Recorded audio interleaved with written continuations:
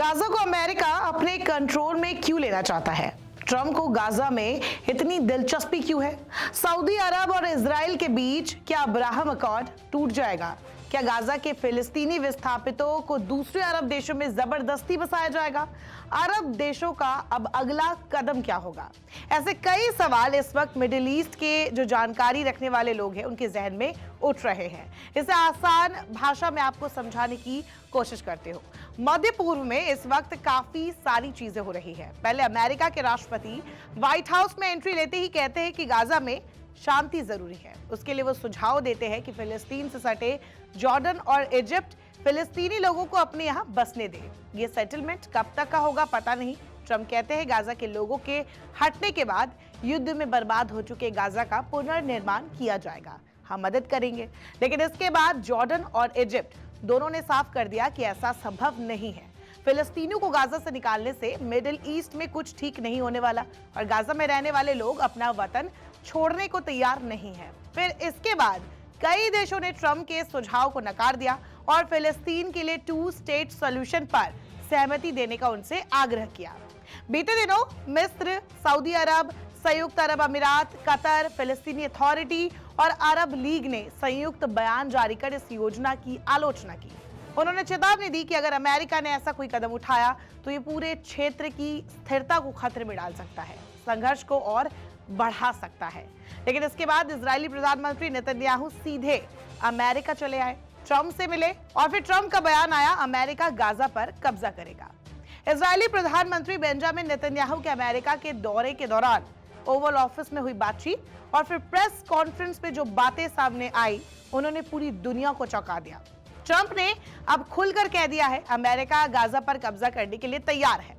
याद रखिए, ये वही ट्रंप है जिन्होंने ग्रीनलैंड खरीदने की मंशा जाहिर की थी, पनामा और कनाडा को अमेरिका का हिस्सा बनाने की बातें कही थी। अब सवाल उठता है कि क्या गाजा को लेकर उनकी ये जो प्लानिंग है महज एक और विवादित बयान है या इसके पीछे कोई गहरी उनकी रणनीति छिपी है? अब इस मिडिल ईस्ट चैप्टर के अगले पन्ने पर आते हैं सऊदी अरब। ट्रंप इजराइल और सऊदी अरब के बीच अब्राहम अकॉर्ड 2.0 पर साइन करवाना चाहते हैं। इसे सफल करना चाहते हैं जो 2023 में होते होते रह गया था। काफी सारे जानकार तो ये भी मानते हैं कि सऊदी अरब को इस समझौते से दूर करने के लिए ही हमास ने इजराइल पर 7 अक्टूबर 2023 को हमला किया था। तो ये समझौता है क्या? अब्राहम समझौते के तहत इजराइल को संयुक्त अरब अमीरात, मोरक्को, सूडान और बहरीन से मान्यता मिली और इसके लिए अमेरिका ने इन देशों को कई प्रस्ताव दिए। अमेरिका का लक्ष्य यह है कि सऊदी अरब जो इस क्षेत्र का सबसे मेन कंट्री है वो भी इस समझौते में शामिल हो जाए, क्योंकि इससे जो कंडीशन है वो बदल जाएगा। अब तक सऊदी क्राउन प्रिंस मोहम्मद बिन सलमान इस समझौते से पूरी तरह सहमत नहीं है। उनका सिर्फ एक ही कहना है कि पहले फिलिस्तीन को एक स्वतंत्र देश का दर्जा मिलना चाहिए और उन्हें उनकी जमीन दी जानी चाहिए, तभी दूसरी चीजें हो सकती है। सवाल यह है कि क्या ट्रंप प्रशासन इस अब्राहम समझौते को इतना आगे बढ़ा सकता है कि इजराइल फिलिस्तीन को पहचान दे? ट्रंप 2.0 के दौरान अब इजराइल और सऊदी अरब के बीच डील को लेकर फिर सबकी नजर है। देखिए, पहले डोनाल्ड ट्रंप ने दावा किया कि सऊदी अरब ने फिलिस्तीन देश को मान्यता देने की शर्त नहीं रखी है। फिर सऊदी अरब ने इसका खंडन किया और कह दिया कि वो अलग फिलिस्तीन देश के बिना इजराइल को मान्यता नहीं देने वाला। वही कहा यह भी जा रहा है कि इजरायली प्रधानमंत्री बेंजामिन नेतन्याहू सऊदी अरब के साथ दोस्ती के लिए फिलिस्तीन के वेस्ट बैंक इलाके को अपने देश में मिलाने के विचार को फिलहाल छोड़ सकते हैं। जानकार इसे सोची समझी रणनीति भी मान रहे हैं। ऐसी आशंका है कि नेतन्याहू पहले सऊदी अरब से समझौते पर हस्ताक्षर करवा ले, फिर वेस्ट बैंक को अलग किए जाने की योजना बाद में रिवील करें। उधर ट्रंप मिस्र और जॉर्डन पर दबाव डाल रहे हैं कि वो दोनों गाजा के लोगों को अपने यहाँ आने दें। अब एक और चीज है, इजराइल सरकार से जुड़े दक्षिण पड़ती धड़े के कई लोगों को उम्मीद थी कि ट्रंप के व्हाइट हाउस में आने के बाद इजराइल का वेस्ट बैंक पर कब्जा हो जाएगा या विवादित इलाके पर पूरी तरह से संप्रभुता स्थापित हो जाएगी, लेकिन ऐसा नहीं हुआ।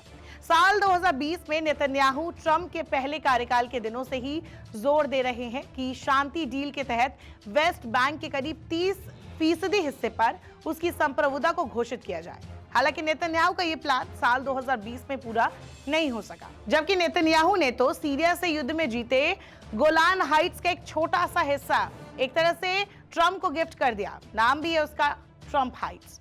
तो नेतन्याहू और ट्रंप के बीच के रिश्ते कैसे हैं, ये किसी से छुपा नहीं है, लेकिन ट्रंप क्या चाहते हैं ये किसी को मालूम नहीं।